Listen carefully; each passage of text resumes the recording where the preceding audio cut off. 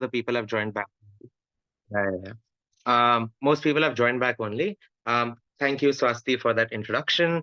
My name's Krishaang. The only correction I would like to make is that we won 4 times. Vishesh and I won UPS. Shout out to Vishesh, who is in this meeting. Cool. Let's start the session. Um, this is one of the most basic things that you learn when you get into debating. So I'm going to first talk about what kind of skill level the session approaches and expects you to have in the beginning. What are the prerequisites, etc., etc. Honestly, you really don't need to know that much. The only thing that I like expect you to have at this stage is at least some level of debate experience with different motions. Just not even so that you have like a very clear idea of the binary and stuff, but just so that you have some experience with the kinds of debates that have taken place under different motions and things. Many people are joining the waiting room. I hope ARSG people can keep admitting them. Cool. So we're going to start from rankings. So we're going to do this from the like ground level. We're going to start with regards to how you're supposed to think during rankings. And this is basically the entirety of your case prep time. That is to say that in a regular Asian parliamentary debate, you will have basically 30 minutes to prep case, out of which 5 will be for rankings and 25 for case. And a misconception that a lot of people end up having in debate, specifically Asian parliamentary debate, is that, oh, like the real case prep is done in the 25 minutes and not in the first 5 minutes. This is something that's untrue. And more as you progress further and further in debate, you'll start to see that more often than not, what happens is that initial argumentation ideas do come in the first 5 minutes. And what you're trying to do in the next 25 minutes is to build a case around those lines of argumentation. So, that being said, I think the basic question here becomes what is a case and what do we consider to be a case? And there's no real like strict definition for what's a case and what's not a case. But all you need to know for the purposes of this session and the purposes of like regular collegiate debating is that a case is a set of arguments that either supports or opposes a particular side to fulfill certain burdens. So if we start with rankings and how to think during rankings, which will be the first part of this session. Also, one thing that I'd say is that I want this workshop to be like really interactive.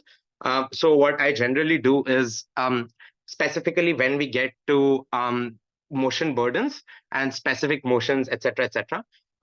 Hopefully, we'll be having some levels of mini case preps with you guys. And if you're taking this time right now, I'd say take this time to just think of a couple motions so that we can all like have a case prep because I'll ask you guys for a motion.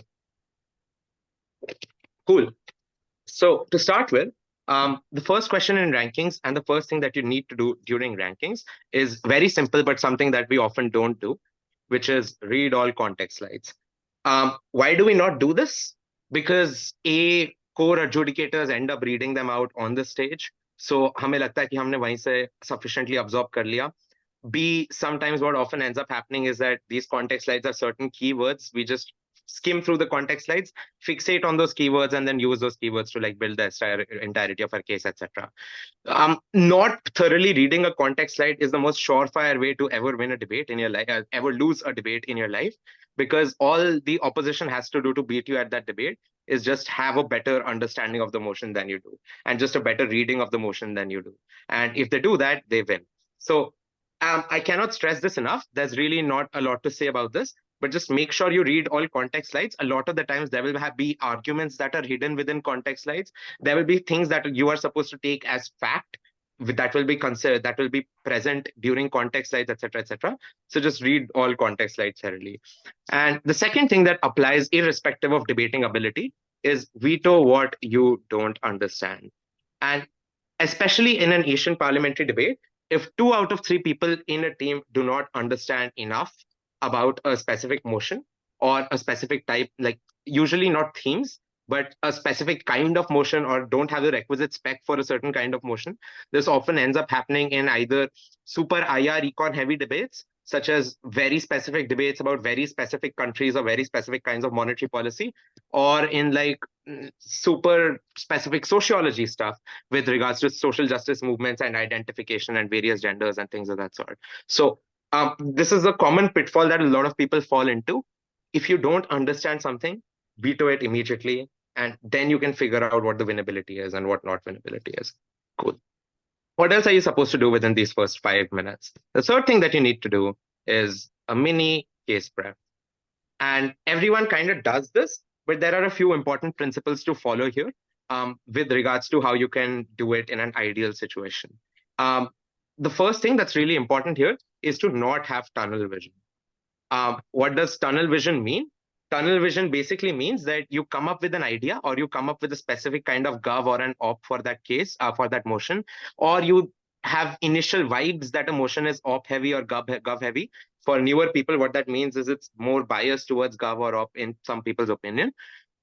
Don't have tunnel vision about it. Be open to constant questioning by your team for any changes whatsoever.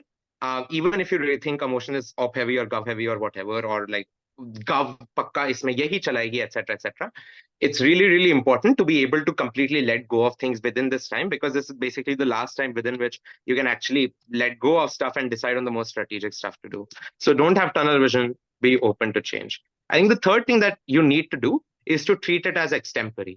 Basically, within your own head or with your teammates, but on an individual level, especially when you're mocking and you're doing a lot of iron mocks in BPD to get better. But that won't have case spread. Never mind, just like Asian Parliamentary only for this. That won't have rankings, I mean. What you need to do is you need to treat it as an extempore debate with regards to how what immediately comes off your head, like those just a minute type competitions and stuff. Anything that immediately comes to the top of your head when you've read and understood the motion completely and thoroughly from gov or on op, you should immediately just start writing that down on like a basic pen or paper or like your phone or whatever type of notation that you choose. This extempore should be complete with a push basic push and defense. And I think this is the most general that we can actually put this. So at this point, what you need to be able to do on every single motion individually of those three motions, basic gov, basic op, what will gov have to run here, what will op have to run here, etc., etc. And then you go ahead with this. So this is really important to do in the beginning itself, because again, here is where you're deciding what your most strategic motion would be to take and not to take, etc., etc. And here is where we come to motion burdens, wherein you have to be really careful about motion burdens and how to win each specific motion burden. For example, a question for the audience right now would be, how does opposition win this house supports debate? What is the most basic thing that opposition has to do? Anyone can answer.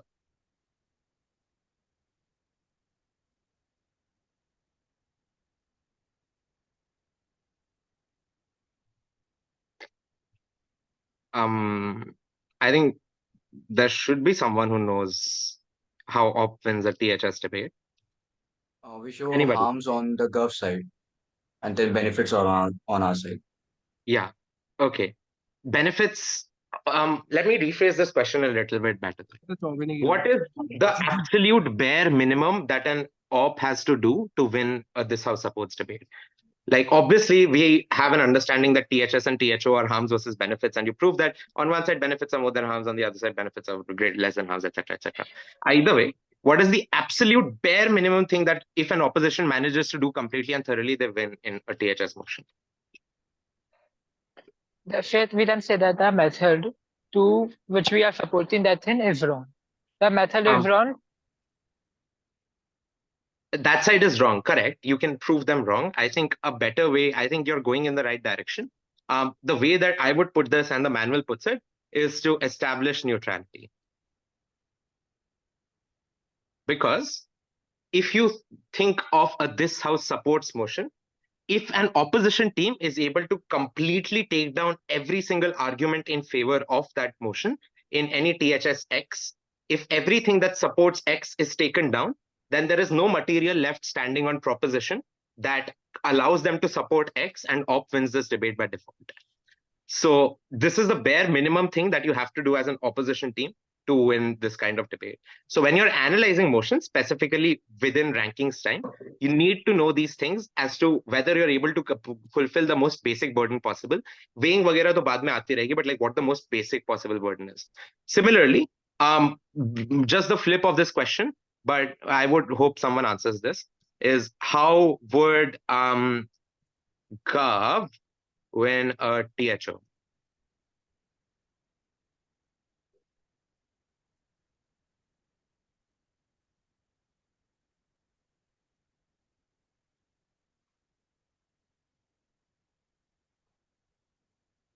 Prove exclusive harms. Exactly, kind of like that. And a more general way to put that would be to establish non-neutrality in their direction, obviously, but this is what you absolutely have to do. So prop and op will always have different burdens within different debates and within different motion types themselves. So you need to know these bare basic things with regards to motion types and how you win. Secondly, on THR and THP motions, um, both of these motions have a counterfactual burden on gov, but what is the difference within that counterfactual burden?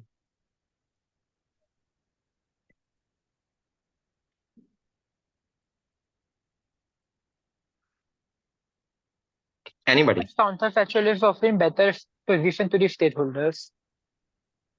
Yeah, but that's something that you have to prove in both, as you have to prove as gov in both of these debates. So yeah, a new world, kinda, but that's kinda there within THR as well. But what is the fundamental difference here?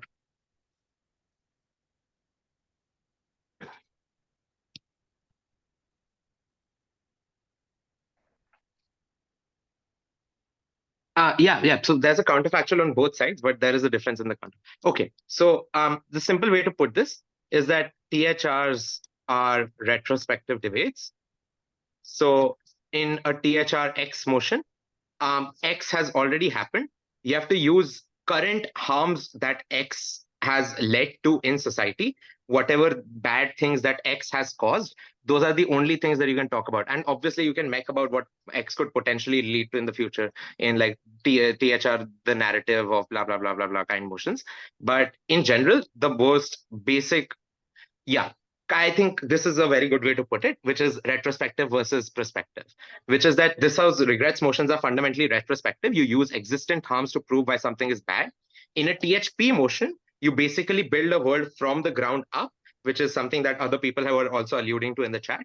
And you then go ahead and prove why this world is likely to look like whatever, and then why it's going to be better than whatever the op world is. So a THP is perspective, but the commonality is both require you to prove likelihood. Okay. So I think so far we have stayed pretty simple with regards to what you need to do specifically during rankings and stuff. At this point, we have to talk more about binaries specifically and what the binaries of each motion are. Because this is something that a lot of teams get wrong. And this is also something which a lot of teams rely on to win debates and stuff, which is we establish the binary, etc., etc. So what does binary establishment actually mean? It's a distinct question. What's it called? I don't know. I don't remember the name. But whatever. Um, I'm going to answer the question myself. That was my point. Which is that I would like you guys to think of binary establishment as sumo wrestling, or you can think of it as judo, which is that there has to be a push and a pull of binary, which is to say that you accept certain burdens and you push certain burdens onto other teams, so that you have to fulfill those, etc. Here, there are advantages of being gov and being op. The advantage of being on prop, which is gov, is that you just get to establish the binary. And if they don't challenge it immediately or whatever, and they don't have a definitional challenge, then there's a lot of times you can run away with it. The benefit of being op is that you can flip a gov team's case entirely on its head by just changing the binary, and then the future speakers will have to end up dealing with that. And also you have op block and stuff. But like, okay, let's take some examples here, right? So I'm going to take two motions here, but let's take one at a time. This house, as immigrant parents, would raise their kids to be super religious. Okay. And note that these immigrant parents are also religious. So, as super religious immigrant parents would raise their kids to be super religious. And two, this THBT, it is in the interest of super religious parents to raise their kids to be super religious. Question: is the binary in these two debates the exact same?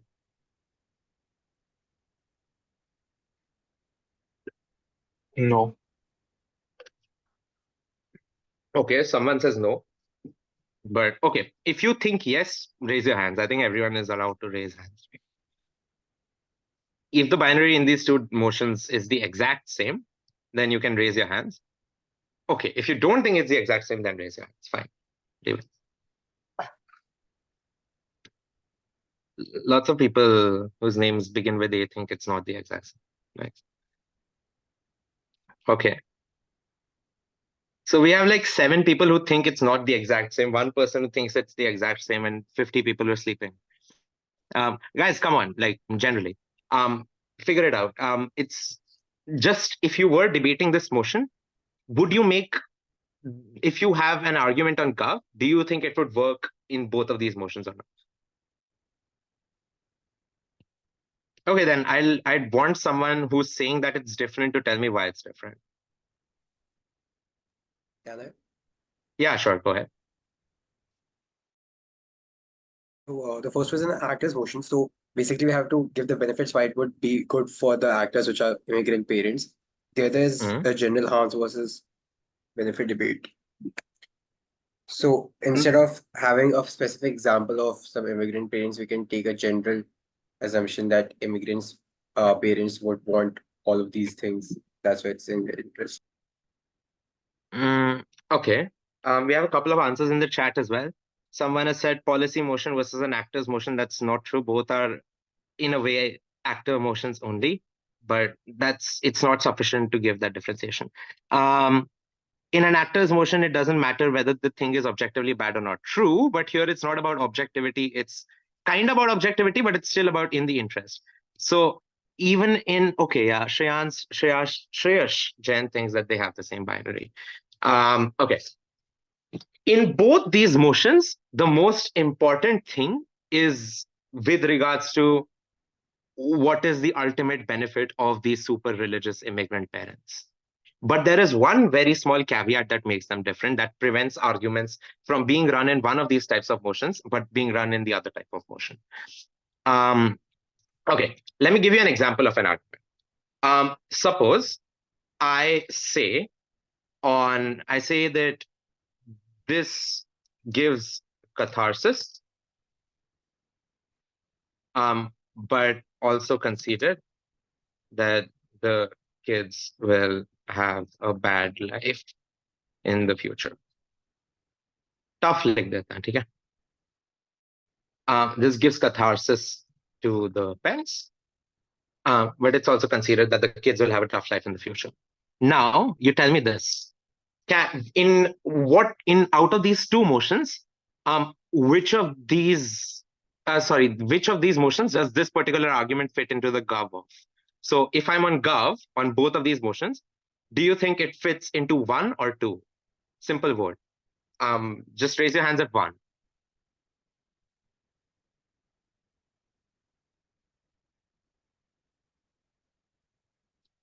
Okay. And lots of people for 1, lots of people for 1. Okay, raise your hands at 2.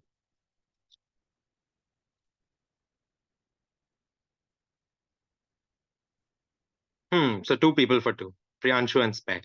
You are very brave, because the correct answer is 2. Why is the correct answer 2? The correct answer is 2 because in the first motion, you yourself have to put yourself in the place of the actor, which means you also have to cater to irrational wants and demands of this particular actor that give them unique catharsis and stuff. So if I'm a super religious immigrant parent, I probably don't want my kids to have a tough life in the future in the first motion. So it can't necessarily be run in the first motion. It's very easy for an opposition team to prove why parents always want the best lives for their kids, etc., while they're so biased to their kids having good lives and won't be able to take an action if they know that it causes their kids bad lives. But in the second motion, this argument can be run. Because in the second motion, you purely talk about the objective interest of these super religious immigrant parents, which means the objective benefits that these super religious immigrant parents get here.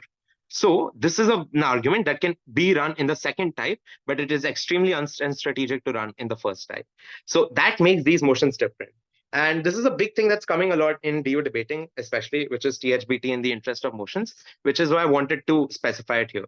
So how do I make this even simpler? Let's say THW TH as, I don't know, a name as Chota Bhim, right? Would take Kadvi Dawai. THBT, it is in the interest Chota Bhim to take Kadvi Dawai. For people that don't speak Hindi, Kadvi Dawai means bitter medicine. Okay. So this is an even better example to fundamentally illustrate the difference between these two specific kinds of motions. So I really wanted to run over the THRs, THPs, and THSs, THOs, and lastly THBT and THS, because these are the most different kinds. These are the most confused binaries that people create, which messes up a lot of debates. So who's in this motion? Aap batao, where does this fit into better as a Gov argument? Like, what is a more Gov heavy motion? The more first motion or the second motion? What's more Gov heavy? Raise your hands for one. Simple.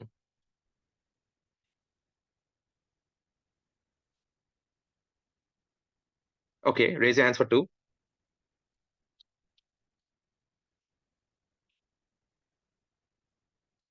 Yeah. The answer is two, and I think this is the perfect way to illustrate it. Once again, if I myself am Chota Bheem, it's obviously going to be, and I really love laddus or whatever Chota Bheem likes. It's really going to be tough for me to prove why I want to take this Kadvi Dawai or whatever. It's antithetical to my very character and stuff like that. So there's more of a debate to take place on the first motion. But the second motion is basically completely Gov biased, because it is obviously in the interest of Chota Bheem to put his personal preferences to one side and take this Dawai. Likelihood of him taking Dawai versus benefit of him taking Dawai. No, it's not necessarily likelihood. Yeah, in a way, you could say it's likelihood, but there's a lot of motions where you're like forced to make kinds of decisions and you're pushed in corners and stuff like that. So a better word than likelihood to use here is, say, irrational benefits versus rational benefits. Rational benefits fit into both. Irrational benefits more often than not only fit into the first one. So again, I hope this is really clear. But irrespective of this, in general, so the first motion has unsurety to happen. No, the first motion will always happen because Gov has fiat to make it happen. So there's no likelihood, which is why I didn't want to use the word likelihood that someone used in the chat. I'll just put this as rational plus irrational benefits versus rational benefits. So there are some motions that are inherently more Gov biased than off biased. Yeah, Vibhor, I think you have a question. Yeah, so in the first example of religious parents, if the parents are getting catharsis at the moment, why is it not enough of an actor incentive if you're able to prove that, even if your kids, let's say, have some sort of backlash and have a tough life? Yeah. It's obviously an argument that you can run. The question is in which motion it's a stronger argument to run. And so there's a comparative difference between these motions. It doesn't exclusively frame out arguments entirely, but it just makes arguments weaker to run in a specific motion. So yeah, sure. Even though there is catharsis and that is a benefit in currently right now, there's going to be a lot of possible op material that strong op teams can run, which can outweigh that. And then which is why the second one becomes better. Ujjwal, I think question. What's the irrational and rational benefit in the first example?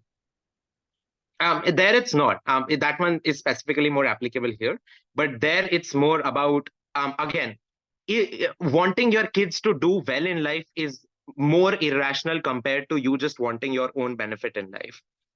So you can make that kind of difference in that one, which is to say that if you're purely rational, it is very likely you're purely selfish, because obviously there are arguments against it. Obviously John Conway's Game of Life and stuff, and it's super cool too, and the Prisoner's Dilemma and stuff like that, which proves that the rationality on a large scale is to cooperate with other people. But it's generally agreed upon in philosophy that probably as an individual in a vacuum, or even in the society, the most rational thing for you to do individually for yourself in the short term and the long term would be to be super selfish. So any act of non-selfishness that you do, that you just feel like doing because you have a biological urge for it, or irrational attachments and like love, etc., for other people and things of that sort, that probably comes into irrational things, which makes this argument weaker to run in the first motion compared to the second motion. Cool. So hopefully we've cleared out the difference between these two specific kinds of motion. Let's do one more prep. Kinda prep, because I want to really hammer in binaries a little bit more about what gov has to do and what op has to do. I think the fundamental understanding of a binary is pretty clear, which is what both sides have to prove in order to win. But it's about, in these kinds of tricky motions, how do you decide on strategic binaries and stuff like that. So say in a motion where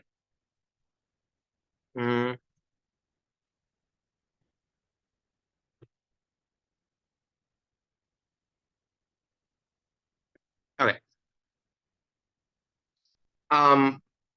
In this motion, what is the binary? What do both teams have to do? What world do they defend?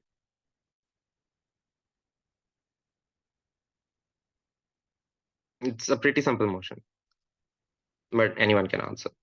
What does gov defend?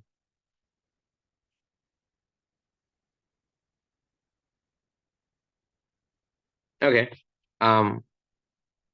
I think most people just understood it, so I'll just clarify. Yeah, pretty simple. Yeah. So you build two worlds. You build two worlds from scratch. Gov gets the new one, or gets the current one, which is just status quo or whatever, right? So what is the minimum thing that opposition has to do to win this debate? Again, binaries are fundamentally about bare minimums that need to be fulfilled. Then whatever you're doing ahead of that is debating, basically. You still have to go and debate. But binaries in and of themselves are about the bare minimum. What is the bare minimum thing that op needs to do to win this debate?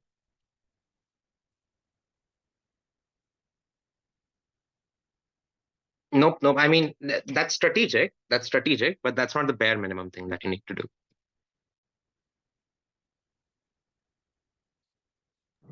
Make a better paradigm than current one.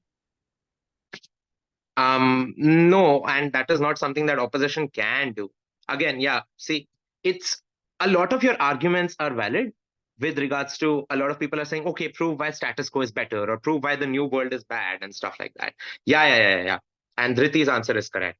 The minimum thing that opposition has to do, establish neutrality, which is the new world is the same as the old world. Symmetricization is one of, yeah, Gaurav, go ahead. Won't establishing neutrality just mean that you have a mitigatory phrase rather than the affirmatives? No. Now, establishment of neutrality means a true establishment of neutrality, wherein, say, gov gives 3 benefits and you beat every single one of those benefits of that new world. So even if you have no benefits for status quo, if you are able to completely and utterly dismantle or flip every single benefit that gov gives, as op, you win this debate. That's the bare minimum. Yeah, Ujjwal, go ahead. Then while I'm case prepping for this motion, like establishing neutrality wala, my entire case is just dismantling the government's case. So how do I exactly preempt what government is going to give, and then how do I decide that how would I dismantle their benefit? I'm not saying this is the strategic thing to do. Yes, you have to preempt. Yes, you have to figure out what frame gov is going to run, and you're supposed to basically be able to preemptively run things against that frame, especially because you're on op, you have more time, you get to physically see what gov is going to do. But I'm not saying this is the ideal strategy. This is not the ideal strategy. The ideal strategy is status quo is better than the new world, right? That's the ideal strategy, one way or another. That's ideal.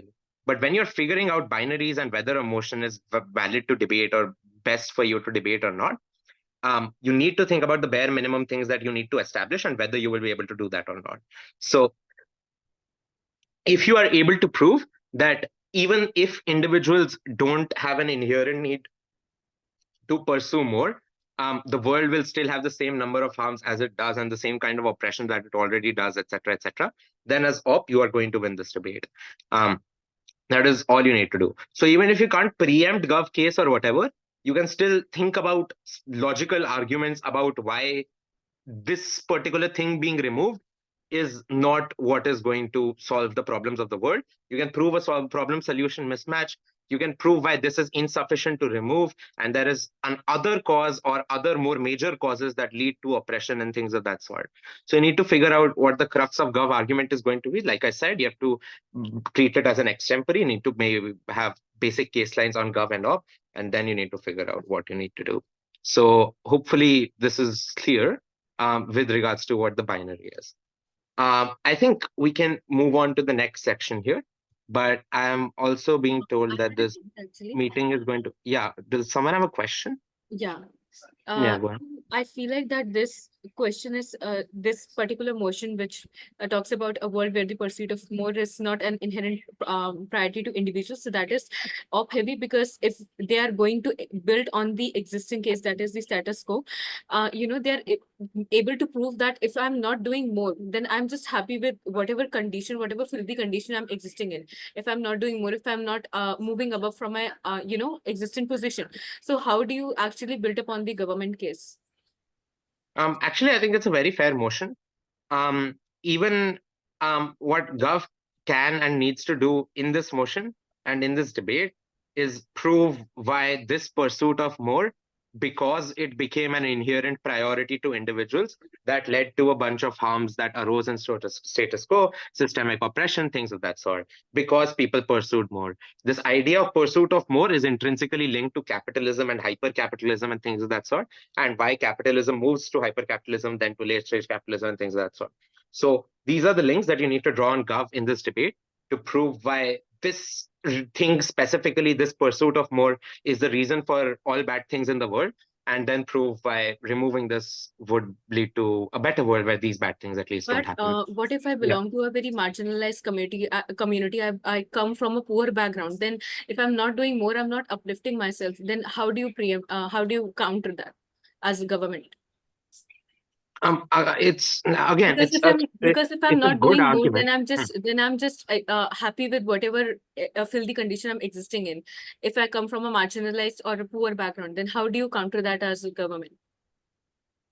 That's where the motion burden becomes super important, because op, if you are trying to attack them on the basis of poverty and on the basis of people being super poor and super marginalized and then not being able to achieve goals, etc., you need to prove why people will still be super poor and super marginalized in that new world, which is the thing of establishing neutrality, and the new world is same as the old one and stuff. That's the bare minimum thing that you need to do as op.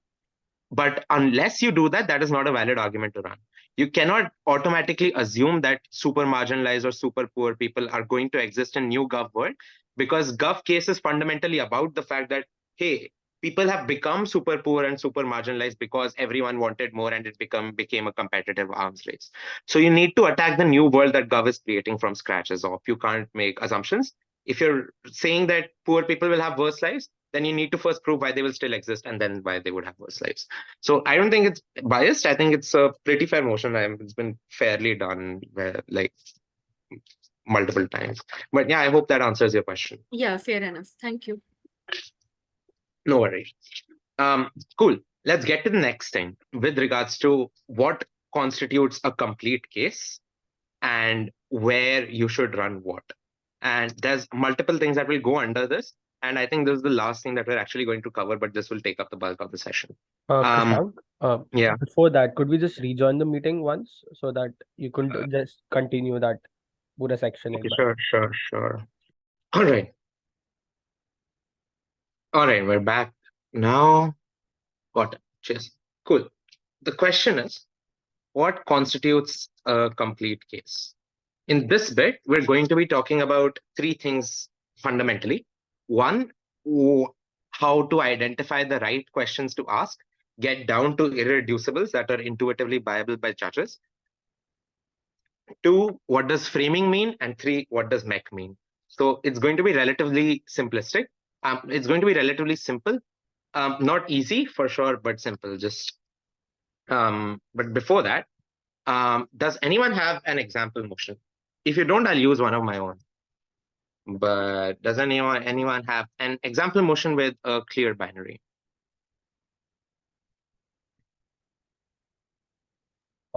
This house believes that pharmaceutical companies should be held liable for the opioid crisis. Depth come, yeah. Like good motion, but depth come, yeah. Because whichever team has spec to prove it wins. Iron Giant final motion, the drugs one. Arey baap re. उसमें तो बहुत depth है. But it's a very overdone motion in these case prep sessions. तुम्हारे recording में USP नहीं होगी फिर कोई. Okay, how about this? This is a kind of motion that you will see a lot in econ rounds and big tech rounds, etc., etc. So simple motion. This house prefers a tech sector dominated by a small number of large companies. For example, Amazon, Meta, Google, etc. To one with many competing smaller tech companies. This is a very common kind of motion to see. I also think it's useful to use a motion like this because what most people and most juniors especially, but also a lot of people in my year and even senior to my year, often have difficulty with is specifically econ and IR debates, where the claim from a lot of people is that, oh, whoever has more spec will win this debate. So what you need to reach is a point where you don't need a lot of spec to win debates, where you're able to do some amount of guesswork and still win debates and just win debates on the basis of logic. So what you need to do when you see these motions is identify the right questions to ask. What is this motion fundamentally about? It's about a tech sector being dominated by a certain kinds of companies.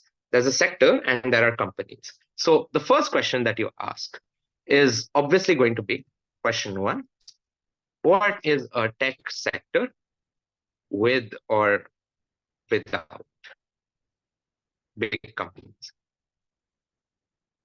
And this is the absolute first question that you ask, wherein you need to figure out what do these big companies even fulfill in this tech sector and how they contribute to this tech sector in positive or negative ways. So, okay. Any answers to this question? Just anything that you can think of. Just throw ideas. I don't mind. Just throw them in the chat, whatever, if you don't want to know. What is the contribution of these big companies to a tech sector? What do they do? They contribute more in terms Generate of employment. capital. Employment, innovation, money, employment, innovation, money, employment. These are the most common arguments that we see all the time, right? So you think about innovation, you think about money, you think about employment. And you think that all these three things are probably going to be different in a world where these companies exist or don't exist. And then these are the clashes that judges use to weigh your debate. Fair enough. But before you even think of these things, I wanted to think about how to break down a sector. So a potential way to break this down could be, okay, tech sector. What is a tech sector? It's about a market or multiple markets in multiple countries. Okay, what does that mean? What is important in a market? Obviously, there is competition. We're talking about competition. This is something that changes on both sides. What else is important on the market? Competition to between like producers hota hai, consumers ke samne kya hota hai? Customer satisfaction. You have investor confidence. What else happens in a market, in any market whatsoever? You have governmental regulations. What else do you have? What else do you have? Accessibility, okay, but that's kind of covered within customer satisfaction. Okay, and then we have innovation. money छोड़ दो, employment. Okay. So here's the way. Obviously, yeah, individual countries' economies, blah blah blah. Yeah, these things also come in, but that's a good idea of dependence of the state. This, I didn't want to write it as a separate thing, because when you start to think about regulations and try to prove likelihood of these regulations and these regulations actually being enforced and stuff like that, then you will have to inevitably come down to dependence of the state on this particular market and stuff like that. Because if the state is too dependent on the market, then there are arguments on both sides. There's an argument that, oh, then the state will never regulate this market because it's too dependent on it. And then there's also an argument that state has maximum incentive to curb down on this market because it's too dependent on it. So this is the case with anything. There's always going to be two arguments. It's about proof and stuff. What we're trying to reach here are things where people can clash, which are provable in one direction or the other. Okay. So I think when we first perceive on like level one, the tech sector as a market, we are able to reach a lot of these things. And we're able to see that a lot of these things, and then depending on whether we're on op or proper op, we'll decide on whether our mech should be proving hamare side pe zyada hai, unke side pe zyada hai, whatever. But two, here you have to introduce a little bit of difference or nuance or whatever you want to call it, which is about question 2. What is unique about the tech sector? And this is how you have to think of every single sector, whether it's tech or textiles or whatever. These days, there's a lot of tech motions, but earlier you used to have motions of many different markets and stuff. Maybe they'll come back, who knows? So, or is it like any other market? And this is something that's important to think about in your frame, even with regards to helping weighing later on. Because when you talk about things that are unique to the tech sector, then your whip has an easier job going about weighing why all your impacts are so important and stuff like that. So what are things unique about the tech sector? What separates it from other markets? Anything, just like pour stuff in chat. Scope to har cheez mein hi hota hai. Scope to kya hai? Volatility. Okay, volatility. What else? What separates the tech sector from any other sector, from textiles? Dynamic change. It's dynamic, but lots of sectors have to be dynamic. Medical sector, for example, has to be dynamic. High need for regulation. All right, but why? Why is there a high need for regulation? Dependence of other industries, but that's symmetric. I can prove every industry is dependent on agriculture. Skills, again, symmetric. You need to be super skilled to be super good at any sector. No, tech is okay, proximate, but what does proximate mean? Emerging areas tough to run these days because it's no longer emerging. You can't run emerging and dependent simultaneously. Okay, let's think about it like this. How is it different than other markets? I think one thing to say here is that it shapes societal norms and perceptions. Yeah, regulation is needed because rapid change. Fair enough. I think the rapidity of change is something that's unique to tech sector. So, it shapes societal norms and inventions to speed of development within sector. Okay, what else is unique? Disruption, okay, but like very rapid change causes in countries' economy and defense. Okay, we've already covered that in dependence of state. What else is unique about the tech sector?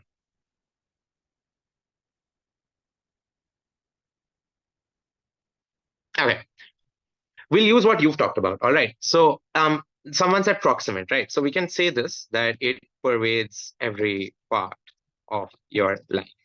These are two things that are really important. A, that it shapes societal norms and perceptions. Large number of high-paying jobs, again, depends on, like currently with tech, sure. Like a lot of people want to work there. True, lots of people want to work within tech. Yeah, seen as cool and stuff like that, fair enough. And seen as having lots of high-paying jobs. But empirically, it's truer, and it will always be said that in any decently developed country, most professions will pay median same salary. Like even in the US, blue collar jobs pay exceedingly high amount of money. So sure, but in developing countries, tech sector and service sectors often end up outpacing the primary and secondary sectors. Fair enough, but okay. What else did we say? We said dependence, right? So if we say that it's a very big part of your life, it pervades very much. So everyone, including the state, is going to be very dependent on it. And we were talking about government regulations. So it's tougher to regulate bigger or smaller companies, depending on what side of the argument that you're on. So here, what we've done is we first analyzed this sector to a market, and we came up with a bunch of things that make it just like any other market. And here are lots of seeds for argument ideas and arguments that we can run. Secondly, what we did was we went specifically into the tech sector, and we started to think about what is unique about the tech sector, how it's different from other markets, how it shapes societal norms and perceptions, how it's very high speed of development. It has a high speed of development. It pervades every part of your life, and everyone, including the state, is going to be very dependent on it. And it's tougher to either regulate bigger or smaller companies depending on what side of the argument you're on. Cool. So at this point, what you can think about is the third question, which is the fundamental question of this debate, which is how does presence or absence of big companies change things? Here, what did we do? We ended up coming back to the first question, which was where we started, which is what is a tech sector with or without big companies? And we talked about things with regards to innovation, money, employment, etc., etc. But when you go down these argument chains, you see a lot of these different things that end up being different with regards to just what kind of companies are allowed to compete with these kinds of markets or not. And it changes the strain of your argumentation altogether. So when you circle back to your initial question, after having figured out and thought about and brainstormed these things about world building, then you can probably get like clearer answers and a clearer idea of what your goal is. What is your goal? Your goal is simple. Your goal is to reach irreducibles.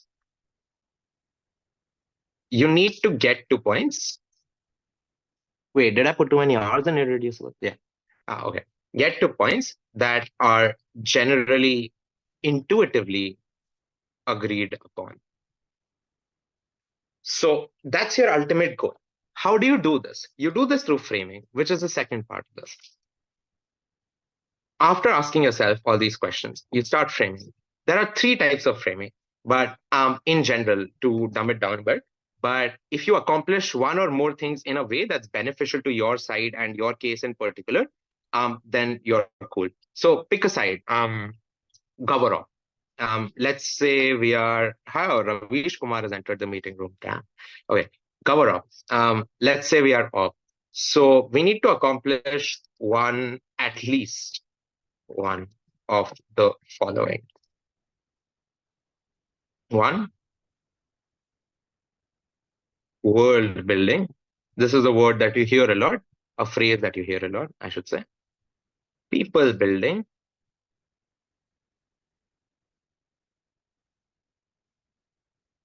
History building. And these are the three types of framings that you have to integrate. Cool. So let's try to do all of these for our specific example motion. So let's talk about world building. Let's say we are off. We are off. World building. How do we build a world? Let's go back to our questions that we asked. What is the most broadest ranging thing out of all of these things? It's this bit, right? It shapes societal norms and perceptions, and also everyone, including the state, is very dependent on it. This is how we build this world, which is the most broadest ranging ideas about whatever the motion is about, and then trying to figure out how the world is. So the world is dependent on tech. Okay. Now, this is true. The question is, what is your strategy now? Do you want to reduce this dependence or not? This is completely up to you. You could do both. But you need to fulfill different burdens within your framing if you decide to do either of these things. So here, we've picked a specific thing, which is dependence. A metric, if you want to call it, but I don't want to call it a metric because we're still in framing. So we picked a thing, dependence. Now, if we reduce dependence, then in frame itself, talk about why this dependence is bad. Simple. And then you create the problem that you go ahead and solve. But say we don't reduce dependence. If we don't reduce dependence, and you need to be charitable with your case, and you need to have a reasonable understanding to the extents of the impacts of in the main group. What does the main group mean? I'll send it to ARSDOC. They will send it to you guys wherever you join this workshop from. I'm not really sure where people are joining, but okay. So say we don't reduce dependence, and you have to be really realistic about whether your case actually accomplishes the goals that you're saying it does or doesn't. Don't just claim to reduce dependence. Acknowledge the fact. If your case in prep, you realize that nahi, hum dependence nahi reduce karne wale hain, then in frame, talk about either why this dependence is good or bad as things stand, or can become good in the future, or better than the other world. Simple. So always have a charitable and reasonable idea of your and the other team's impacts. And in framing itself, either augment or mitigate the importance of those impacts. Is this clear? Are we clear on world building specifically? How to do world building is a pretty simple thing. Everyone will have different styles to it and different approaches to it.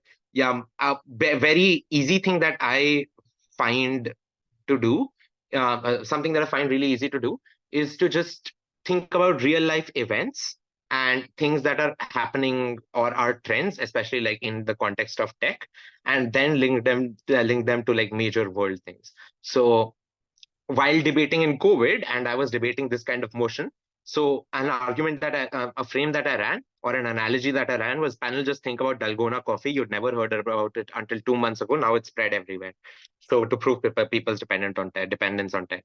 Or panel, if tech did not exist, then the kinds of schools that we're able to go to right now, in these kinds of like pandemic times, these schools would not be able to exist, etc., etc. But because we have tech, we have access to all of these new places and things of that sort. So you can prove all these things, but prove them in your frame to improve the extent of your impacts and stuff. People building. What does people building mean? But before people building, any questions with regards to just what were we talking about? World building, yeah.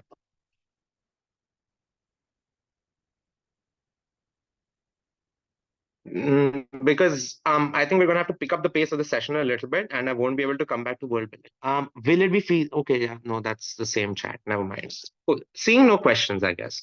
People building. What does people building mean? And this is something that a lot of people don't do in debate, but really should, especially in India, which is psychology. And if you've seen me debate, and if you've seen me win a round, this is probably how I did it, which is people building or history building. Which is, what do you think about when you think of psychology? There are some common things that you need to think about no matter what the motion is. Hormones, cognitive biases, why people act the way they do, and most importantly, did I spell that right? Yeah. And is it because of some part of the motion? What do hormones, cognitive, what does all this mean?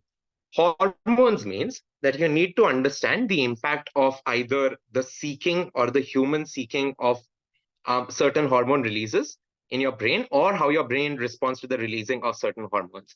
Because that is the most fundamental way for a human being to decide what decision to make and how they feel about stuff. So there are some common hormones that you think about here.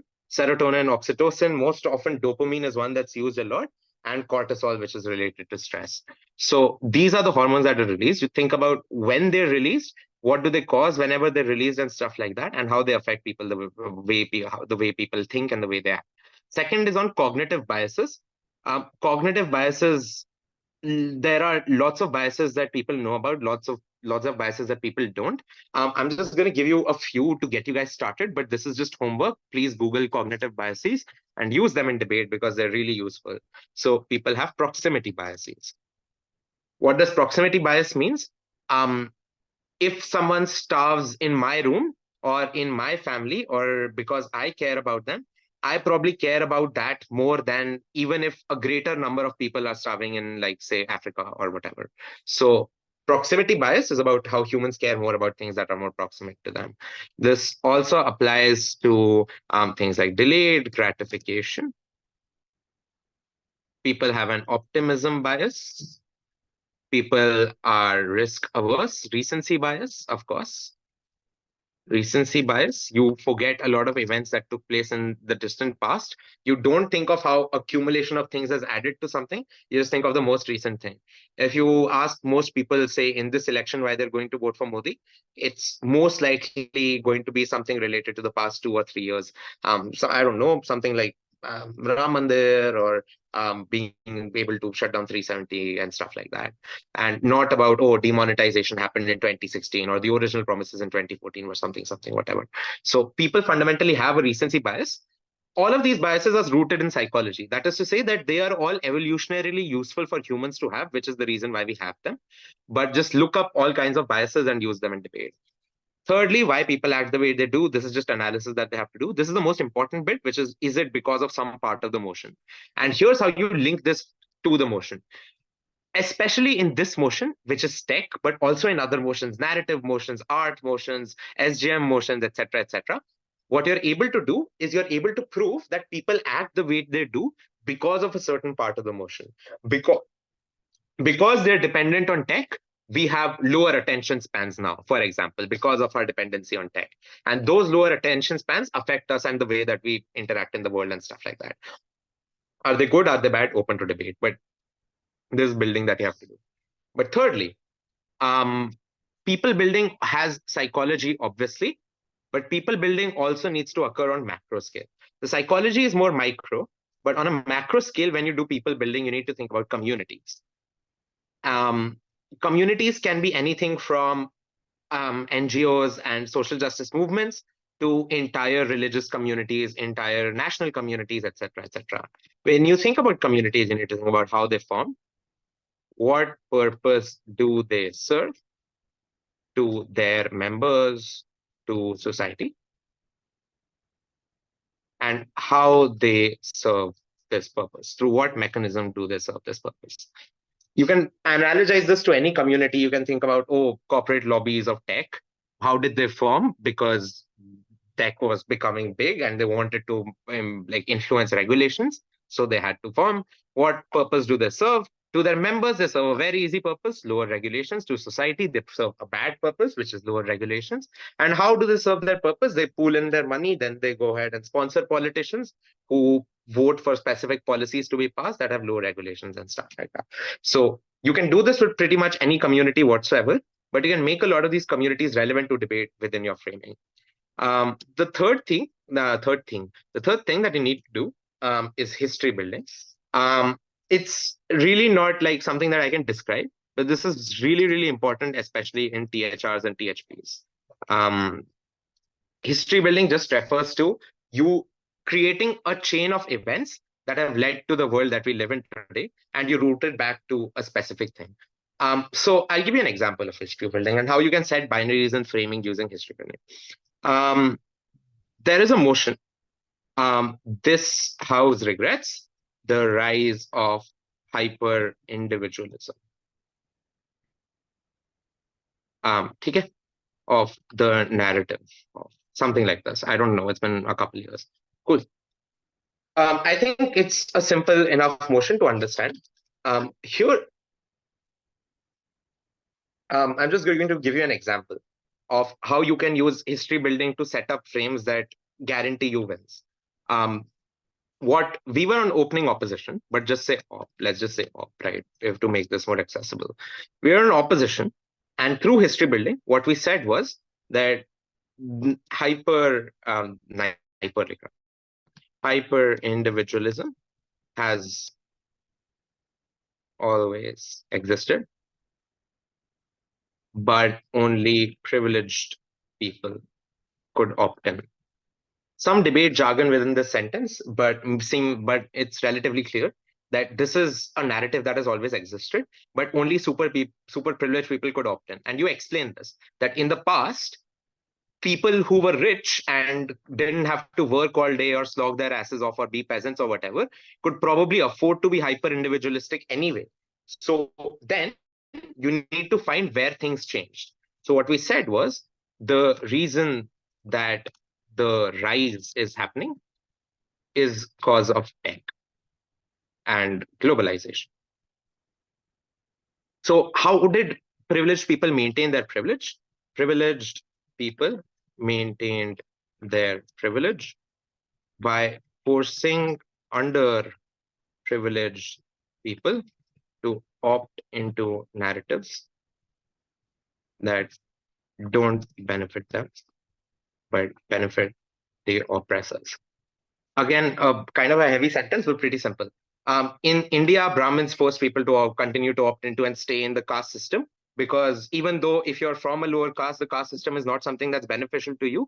It's in the benefit of the oppressors to force you to have a particular kind of narrative in your life. So this is what we said. We said hyper individualism has always existed, but only privileged people could opt in. Then what the privileged people did with other people was they prevented them from even being individualistic, and they forced them to opt into narratives that only supported their oppressors. But once tech, globalization, and most importantly, internet happened, people could opt into different narratives. Now you know that there are other narratives that exist in the world. If I am a member of the LGBTQIA plus community and cis people or het people want me to continually exist under the paradigm of, oh, there are only two genders or whatever, which is beneficial to them, but not to me. But I just don't know that there is a community of people who are like-minded to me out there, or there are people who opt into a narrative which actually benefits me. So internet happens, people can opt into different narratives, see different communities existing, and pick narratives which are good for them. This largely guarantees you a victory. Why does this guarantee you a victory? Pretty simple. This guarantees you a victory because in order to beat your case, because this is a THR motion, what Gov needs to do was either prove that the internet was bad, or they need to prove why the internet is not why this kind of narrative started to rise. So we have given a very big reason to oppose, to support the rise of this kind of narrative. That is to say that internet is the reason why we should support it, because internet caused it, and internet caused a lot of people to be able to opt into these things and stuff like that. So when you do historical analysis, you create links of particular elements of the motion to things that have already happened in the past, and then you rely on those past things to prove why your current thing is really important. This was a little all over the place, but I hope this is kind of clear. So it's pretty simple so far with regards to how these communities work, how history building works, etc., etc. How do you go ahead and mech then, which is going to be the last part of this motion, of this session?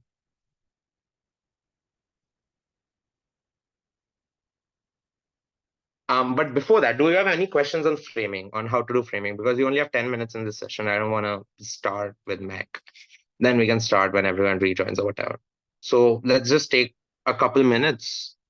How do you apply psychology to the tech motion? Oh, you have to apply psychology to the tech motion.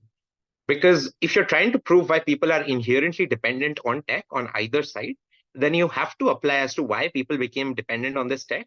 What does this tech or fulfill for these people, and why they what they derive out of it, and how it affects the way that they interact with society.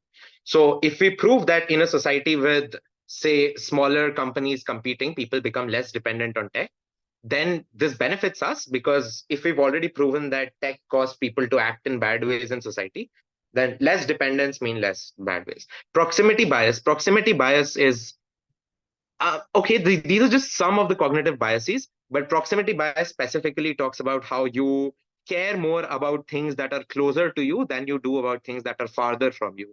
It can be geographically far, and it can be emotionally far. If you're, say, if you have a friend that you haven't met in 3-4 years and they live in a different country, you probably have a higher degree of interaction and consider your current friends who you interact with every day to be closer to you and your life, etc., and more important. So that's what proximity bias means. If someone in your home is not eating enough, you care about that more than even if millions of people starve in Africa. So that's proximity bias. Any other questions on framing or anything before? Yeah, go ahead, Vishesh. But the amount of time which you spend with this friend early on, in terms of quality, also matters. So even if I am close to the people who I am right now, but still, if I talk on past historical background, if I had a greater degree of quality, can I overcome this like proximate bias? Yeah, it's a bias. It's not a guarantee. It biases you towards a particular side. But if there is enough, even if there's a big geographical distance, but there is such close emotional connect, then that emotional connect can probably outweigh, right? Like if I'm emotionally very close to my mom, then no matter where I go, I'll still like say close to her because I'm not emotionally distant from her. So biases can be outweighed, but they bias people in certain directions. So it's tough to outweigh them. Vibhor, yeah. What domain do you choose in terms of this history building? Because here, in the motion of hyper individualism, you choose tech and globalization. Same argument can be used in terms of liberalization or capitalism and how that has led to these people being more hyper individualistic in nature. So Yeah, yeah. when you want to history build, which domain or specific do you choose and how? What's the most strategic thing and the least likely to be challenged thing and most likely to be accepted thing by people to be good?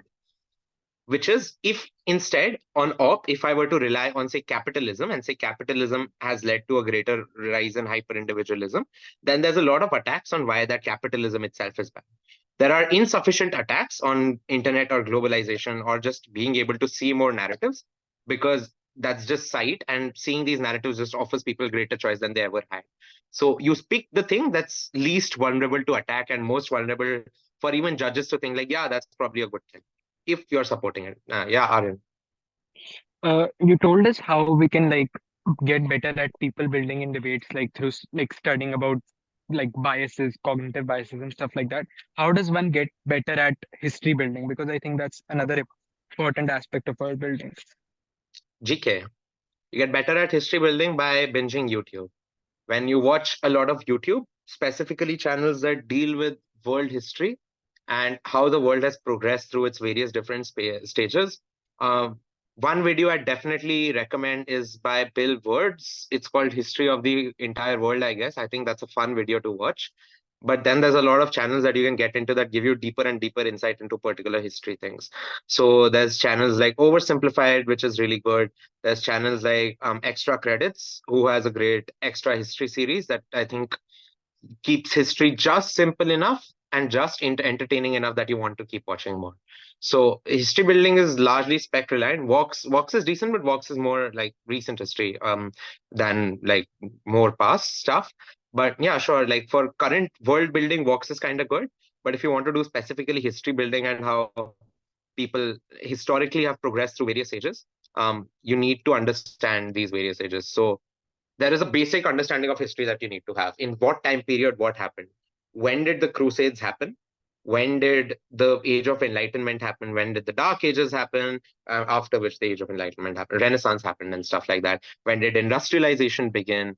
What was the historical, like, how did India as a country, specifically because we debate in India, it matters, how India as a country changed historically, where we started from like Indus Valley and Harappan civilization to a multitude of different empires and kingdoms, then being invaded from the outside, and then a more multitude of empires and kingdoms, and then once again invaded from the outside, and then independence. So these are things that you need to just know and get better. But one thing that once you start watching some history and getting aware of some history, you'll be very good at making educated guesses about other history. And those educated guesses will either be accurate or, if not accurate, then close enough to be considered accurate. So it's always good to learn more about history. And just starting is basically good enough because then you can make better and more educated guesses the more about the places that you don't know. So if I don't know much about European history, but I do know enough about Asian history, there's enough interaction between them that I can gauge a lot of stuff about European history. So, but I should know about history to begin with. Any other questions on framing? If not, then let's rejoin and then we'll do MEC and end the session. Cool.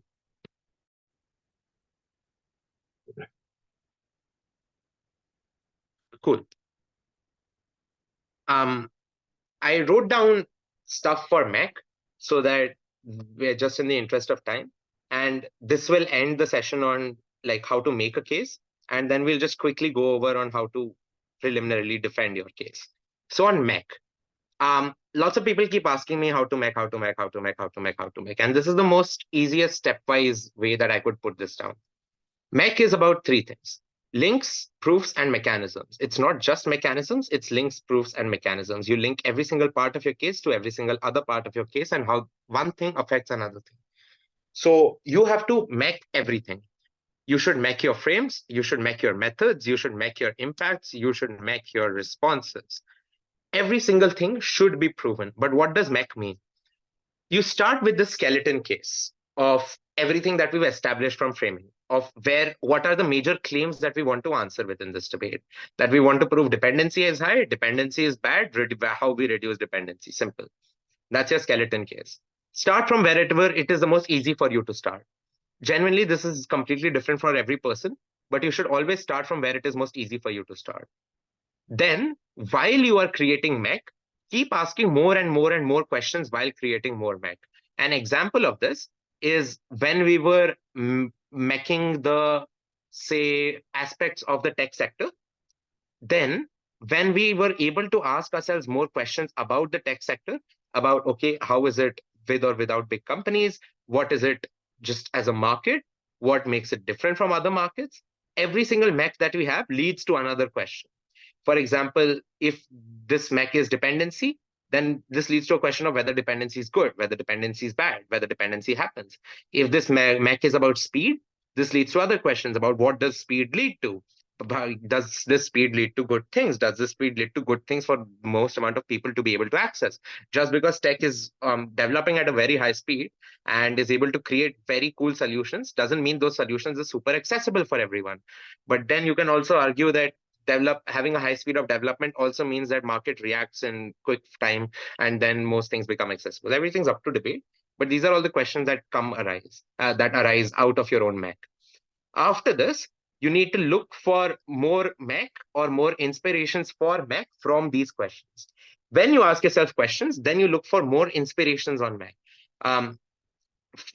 Just a quick example would be if we were doing people building and we were talking about any particular community and what purpose they serve. Say, for example, I don't know, Instagram influencers and how did they form? What purpose do they serve? Okay, what do? They cause parasocial relationships, they give people aspirational value, etc., etc. All of these things that automatically leads to more inspirations for more MEC about, okay, if they cause aspirational value to people, does that mean that those aspirations are attainable for most people? And that gives you more inspiration for MEC, whether to prove that they're attainable or not attainable, etc., etc. So ideally, you should be thinking of more and more questions that arise from your own MEC. Be exhaustive, but don't over MEC. What does being exhaustive mean? And this is what I need to really, really stress upon in this session. You need to figure out, so what a lot of people do is, they have 10 reasons to support their claim, they have 12 reasons to support their claim, or they have 12 responses, etc. But just having a numeracy of reasons or having a numeracy of responses is not sufficient to win a debate. You need to, instead of numeracy, what you should be thinking about is sufficiency and exhaustivity, which is, if there is a claim, for example,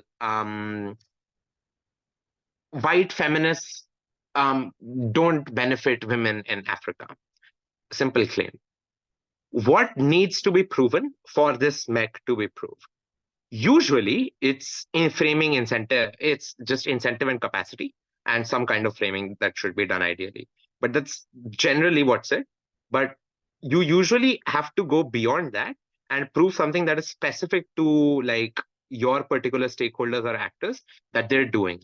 So if I'm trying to prove my claim of why white women or white feminists don't benefit women in Africa, I can prove why they don't have an incentive to benefit women in Africa. I can prove why they don't have capacity to benefit women in Africa. And then I can say that even if they try their best, even if they have maximum incentive and they want to benefit you, women in Africa, just their very existence and the things that affect them in life and the things that they choose to fight about is going to take away attention and reduce the platform that women in Africa have to talk about their experiences and their problems, which are likely not to be faced by these white women. Like there's a higher stage of taking away the limelight, they're actively harming these women in Africa. So you prove incentive, you prove capacity, but also make sure you prove something directly about these two actors and how they interact and share a space to go ahead and then prove your claim. Sufficiency is always going to be subjective in every field, but always think about what questions need to be answered for any claim to stand, and then how you can answer those questions. Similarly, in this motion, this house regrets the rise of the narrative of hyper-individualism. A gov claim can be that this leads to worse social justice movements. So then you need to ask yourself, okay, if my claim is social justice movements are worse off, what do I need to prove? I need to prove why people within don't have an incentive to form social justice movements in the first place. Then next step, even if they do form these social justice movements, why they just, when they act in these social justice movements, they don't act in a way as if they truly care and the impact is really low. But say, even if the impact is kind of high, this impact is limited to certain kinds of people because they have it in their maximum kind of interest to limit this kind of impact because of hyper-individualism to themselves and their most proximate people who will affect them later on. So ask yourself all these questions. First, what needs to be proven? And then figure out how you can go about proving these things. So largely, this is the only real way that I've ever been able to break down how to mech. Largely, you will get better at mech as both your debate experience increase. Hi, Tupac Shakur has joined. That's interesting. But what was I saying? I was saying that obviously your ability to mechanize will increase, A, the more you debate, and B, the more general knowledge that you gain, and just the more debate that you watch as well. You'll be able to pick up a lot of places, but what a lot of mech from a lot of places, but what a lot of people try to do is fit mech into cases, which doesn't always work. It's always better to ask questions first, and then the answers to those questions just become your own mech. So that's it on mech. If we have any questions on mech, we can answer it. Otherwise, we move forward to gut checking. I don't think any questions. Cool. Gut checking and preemptions. Now we've proven from the ground up how to make a case. We talked about how to choose a motion. We talked about how to identify the binary and the burdens of that motion. We talked about how to frame a case. We talked about how to make a case. Question now, how to defend a case. Pretty simple. A, gut checking. What does gut checking mean? Who can tell me what gut checking means? Raise your hand.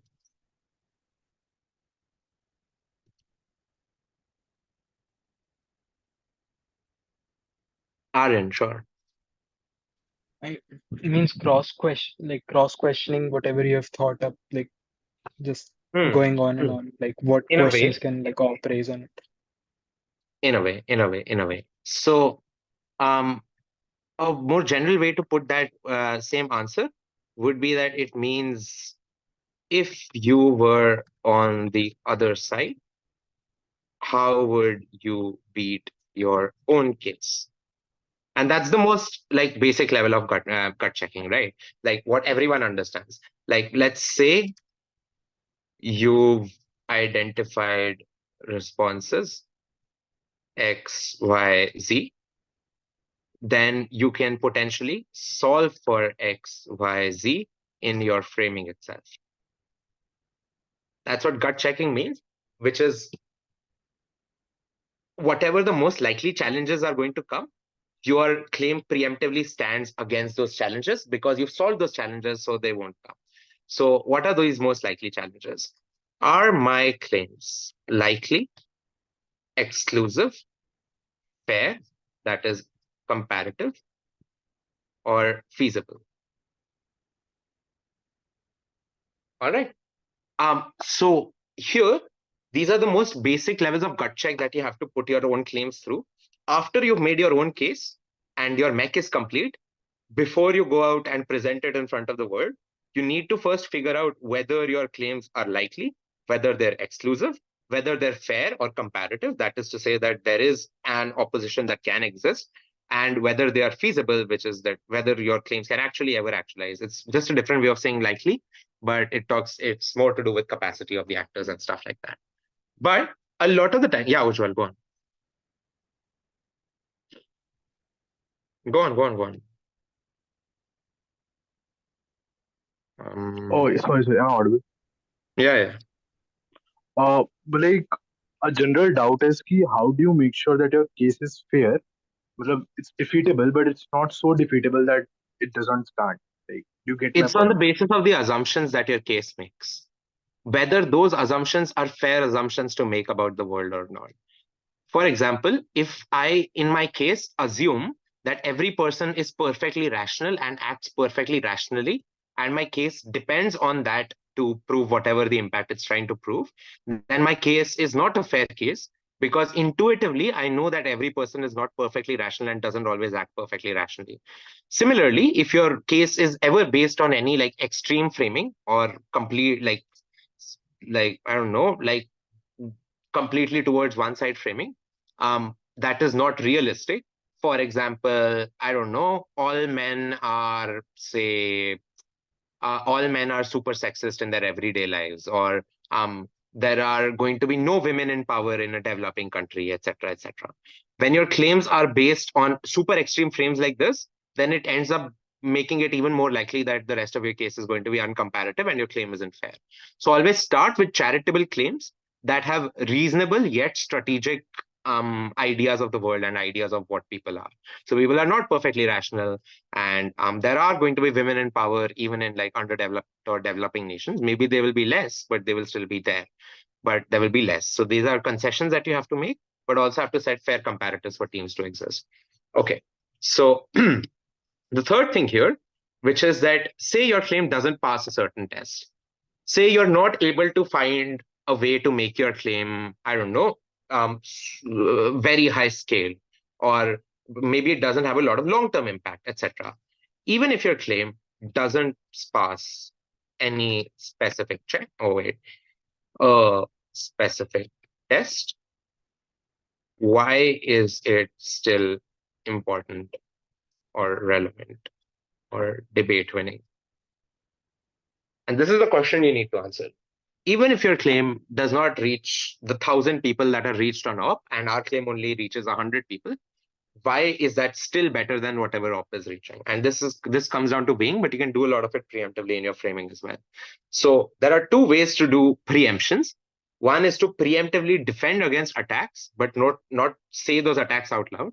So don't say that, oh, we know that OP is going to run blah, blah, blah, but here's why it won't work. Just integrate it into your framing. But two is to have separate preemptions within your own case. After you've delivered all your material, you just say, oh, by the way, we think OP is going to run this. Here's why it doesn't work. So you can either integrate it or you can have it explicitly somewhere. Both have their advantages and disadvantages. Personally, I prefer to integrate it. The reason that integrating works better for me is because a lot of times the LO doesn't track our PM well enough to see that we have already beaten their attack against our case. So that leaves life easier for me as DPM to say that, oh, we've already beaten this argument, and it wastes a lot of their time on proving something that we've already beaten. But if you call it out explicitly, then they're more likely to pay attention to it, then they're more likely to try to beat it. So I try to stay integrated, but lots of people have other benefits with being explicit about it. For example, yeah, it's just much more clear to the judges that you are being able to win on whatever you're winning and stuff. And your preemption actually stands and they don't have to go and look for it. So maybe there's a healthy middle ground somewhere, but like for me personally, I like to integrate my preemptions within the frame itself. Last thing that we need to do is post facto defense. You gave your case, someone came and responded to it. How do you defend your case? The first and most important thing here, don't knife. When you go deputy or whip, don't give counter claims to what your claim has already claimed. Don't go ahead and say the exact opposite of whatever your previous speakers have said. This is really, really bad. It reduces your severity of your claims. It creates contradictions, and different judges weigh contradictions differently. For example, ideally, according to manual, you're supposed to only credit the first claim, but a lot of judges treat contradictions as concessions and automatically give you losses and stuff. You need to be careful. Undermines your own impact, it alters your stance. So basically, never ever directly contradict, no matter how desperate you are, something that your earlier speaker has already said. You can clarify it, you can say things were slips of tongues, etc., but never directly contradict. How do you defend then? Again, go down to irreducibles and defend. Which is to say that when people attack your case based on some specific mechanism, you can dismantle that mechanism or dismantle that response to its irreducibles and then prove why those irreducibles are bad or unlikely or whatever. That's one way to have response strategy. But there's two different types of responses. There are vacuum defenses and there are case defenses. So what does that mean? Vacuum defenses, which would be case independent defenses. This is largely what I'm talking about with regards to rebuilding and post facto defending and case defenses. I misspelled it.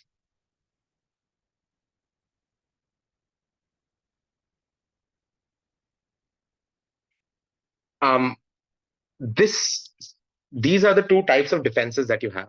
Your PM went and gave your case. LO came and responded to it. You need to now respond to those responses to make sure your case still stands. There's two ways to do it. You can either do it in a vacuum or you can do it on the basis of case. How to choose which one to do? It's pretty simple. If aspects of your case are weak, then use vacuum defenses. If other aspects of your case are strong, then you can defend the weak part of your case with responses. How would I put this? Derived from the stronger parts. This is kind of word salady, tongue twistery, but I'll break it down. If aspects of your case are weak, then you can use vacuum defenses. That is to say, if you know that the rest of my case is not well proven enough right now, then you can't use your own case to beat the other team.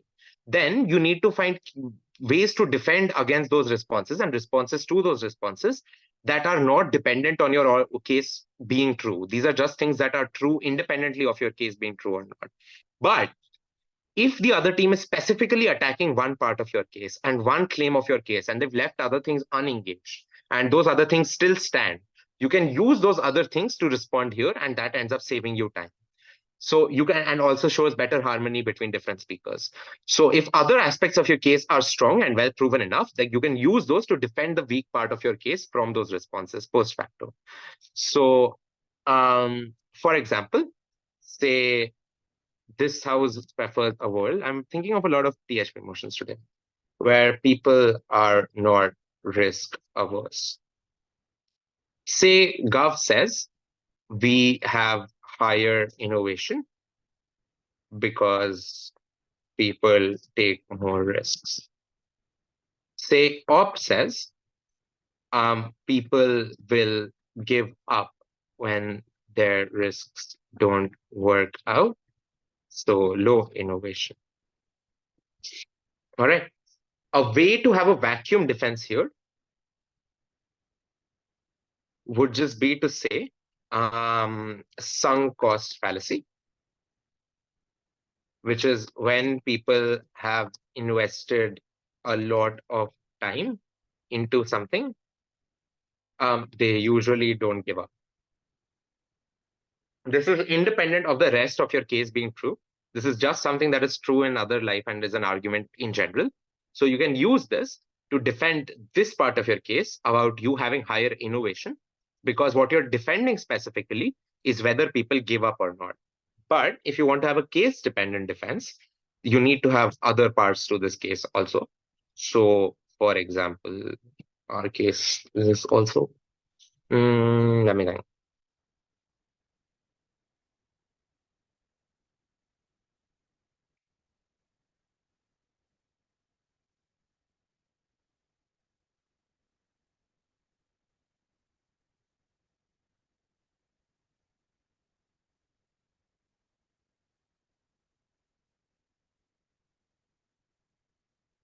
Say this is also part of our case. that people pressurize other people to take more risks because that's the norm. It's just a societal norm. So everyone is pressuring everyone to like take more risks and call them out when they don't like conform to this kind of norm. So a case dependent defense here would just be that other people will call you out when you give up because that's against the norm and will probably pressure you to not give up at early stages. This part would now be contingent on like this second claim being true and not being challenged. But if it is not, then it's a good way to respond. So you can have both, but it's usually like it's always better to have both kinds of responses and defenses for your case. But in different situations, different ones are more handy. So that largely brings us to the end of the session. We'll take questions if there are any, and then we will conclude.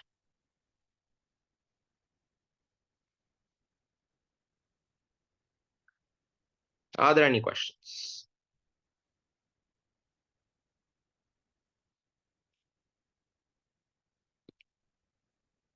Kindly share this doc. Sure. Just a sec.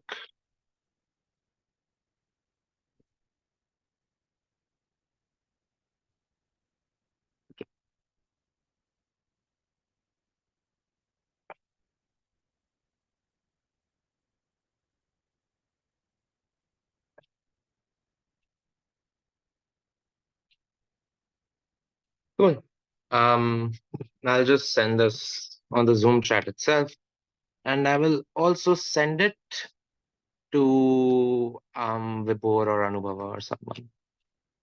But yeah, any other questions? Oh wait, it didn't copy the link for some reason.